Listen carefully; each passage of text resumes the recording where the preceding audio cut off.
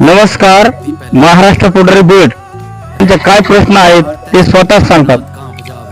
मी जिल्हा सरकारी कामगार अधिकाऱ्याकडे माझा संस्थेला मी हितसेवा करीत होतो.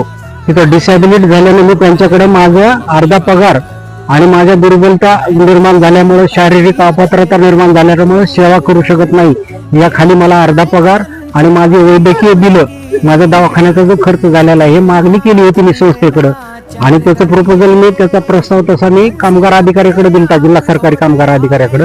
पण कामगार अधिकाऱ्याने 6 वेळेस सुनावणी घेतली. तब्बल समोरचे प्रतिवादी हजर राहिले नाही आणि हजर न राहता मला फक्त कामगार अधिकाऱ्यांनी की तुम्ही कायदेशीर मार्गाचा अवलंब करा हा सल्ला दिला. म्हणून मी जिल्हाधिकारी साहेबांकडे त्या प्रकरणात अपील केलं. मागच्या वेळेस मी जिल्हाधिकारी साहेबाला ज्यावेळेस अर्ज दिला त्यावेळेस त्यांनी जिल्हाधिकारी साहेबांनी त्यांना पत्र काढलं कामगार अधिकाऱ्याला आणि मला का पाठवू शकत नाही तुम्ही याचं प्रकरण पुढे का पाठवू शकत नाही तर न्यायालयाकडे पुढील निर्णयासाठी, शासनाचा निर्णय असताना सुद्धा का पाठवू शकत नाहीत असं पत्र दिलं त्यांना. पण त्यांनी त्या पत्रावर सुद्धा कसल्याही प्रकारचं 1 महिना उलटूनही काहीच केलं नाही. म्हणून मी आज डबल आणखीन स्मरणपत्र घेऊन सैनिक जिल्हाधिकारी साहेबांना भेटलोय आणि पुन्हा आणखीन आजही मी न्याय मागतोय. कारण इथून हे अशा प्रकरणामध्ये शासनाचा निर्णय आहे आणि तशा पद्धतीचा की त्यांनी हे प्रकरण जर तडजोड नाही झाली त्यांच्या ऑफिस लेवलला म्हणजे सुनावण्या ठेवून तर मग शासकीय कामगार अधिकाऱ्यांनी असे प्रकरण इंडस्ट्रियल कोर्टाकडे किंवा औद्योगिक न्यायालयाकडे पाठवणं आवश्यक असते पुढील कार्यवाहीसाठी, निर्णयासाठी. पण ते पाठवत नाहीत आणि मला 6 वेळेस त्यांनी सुनावणी घेतली. म्हणजे 6 वेळेस सुनावणी घेता येते का?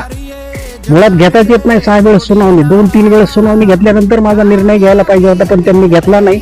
आणि शिवाय मी अपंग असल्यानं गैरफायदा घेऊन मला विनाकारण माझ्यावर अन्याय केलेला आहे. मला न्यायापासून वंचित ठेवण्याचा हा प्रयत्न आहे सगळा. म्हणून मी जिल्हाधिकारी साहेबाकडे या प्रकरणामध्ये दाद मागितलेली आहे आणि जिल्हाधिकारी साहेबांनी आता मला तुम्हाला का पाठवू शकत नाही तेव्हाचं लिखित द्यायचं त्यांना सांगितलंय तोंडी, परंतु देतात का नाही बघू. तसं मी इनवर्डला त्याच्यासाठी मी माझा जे अर्ज आहे तो मी इनवर्डला देतोय आता सध्या. साहेबांशी मी भेटलेलो आहे जिल्हाधिकारी साहेबांशी. त्यांच्याकडून याच्यापूर्वी बी त्यांनी पत्र दिलेलं आहे त्या कामगार अधिकाऱ्यांना पण त्यांनी कसलीही दाद दिली नाही त्या पत्राला.